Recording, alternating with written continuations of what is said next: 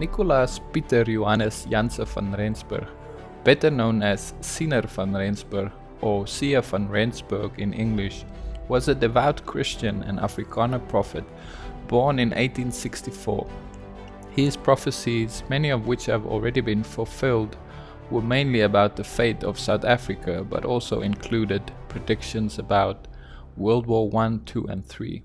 In this video we will be looking at his prophecies about the Third World War and how it will align with the prophecies from the Bible. His prophecies give us a much more in-depth and detailed description of how World War III will play out, so let's dive in. He said that the war would mostly be fought from the sky, that many secret military weapons would be used, which could possibly mean chemical or germ warfare, EMPs and possibly nuclear weapons. He said that the war would be fought right across the North Pole.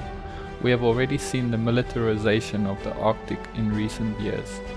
He said that after the war some nations would be totally destroyed and cease to exist. Others would be totally financially ruined. Just before the war, racial tension will be at an all-time high, with refugees infiltrating Europe and causing problems, especially in countries such as England and France. Racial tension will also be high in South Africa. Russia will return to its communistic ways, which will align it with China. Russia will also seek to ally with Middle Eastern countries such as Turkey and Iran.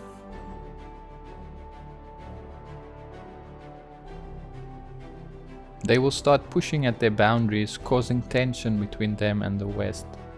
Turkey, with access to NATO and help from Russia, will build up and modernize its army.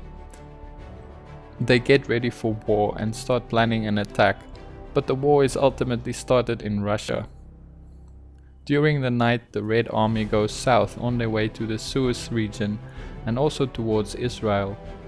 They pass through Turkey and Iraq unopposed, but once they get close to Israel, they make contact with Western forces. Some Arab nations, possibly Saudi Arabia, also decide to side with the Americans.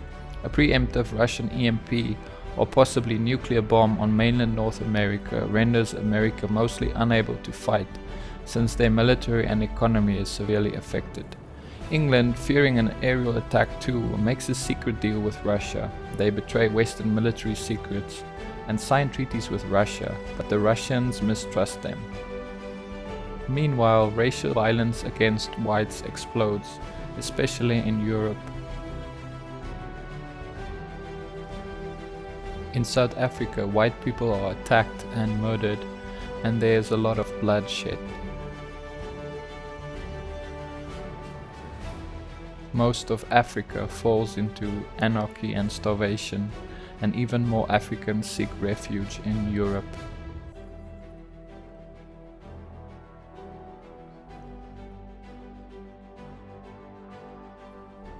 The war spills into North Africa in Egypt, but Southern Africa is mostly unaffected by the actual war.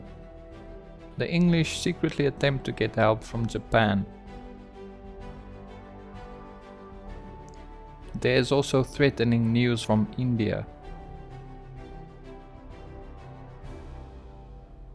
The Russian army eventually approaches Spain on the way to Gibraltar.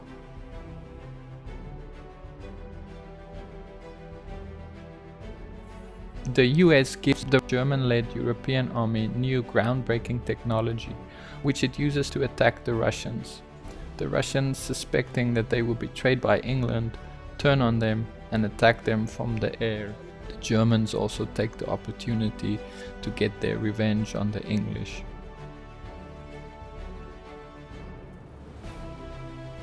Intense fighting breaks out close to the Spanish Pyrenees Mountains, the main resistance against the Russians being from Spanish troops, with the US and Germany eventually coming to their aid.